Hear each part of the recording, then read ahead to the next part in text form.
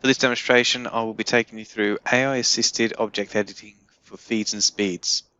In other words, you may be aware that within most operations, in fact within all operation types, we have the new prediction node.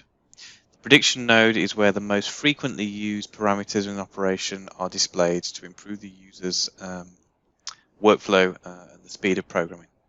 But you will notice that if I make changes to the feeds and speeds in the dialog, like this, regenerate the operation, you will see that they do not appear in the prediction node. And this is by design. But we can now, if the customer chooses to do so, enable this in a customer default. In customer defaults, under user interface, we have the assisted manufacturing node, and under here you can see we now have a checkbox that is off by default, which will allow feeds and speeds visible in the prediction page. So let me turn this on and show you what happens.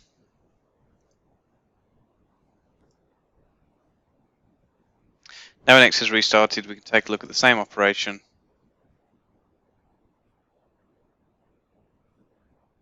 Look into the prediction node.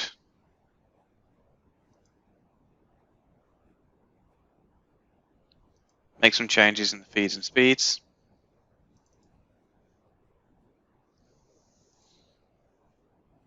Regenerate the operation.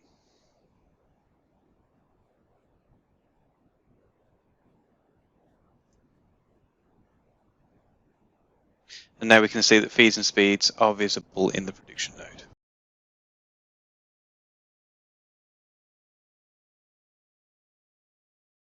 Cards. Driven by digitalization.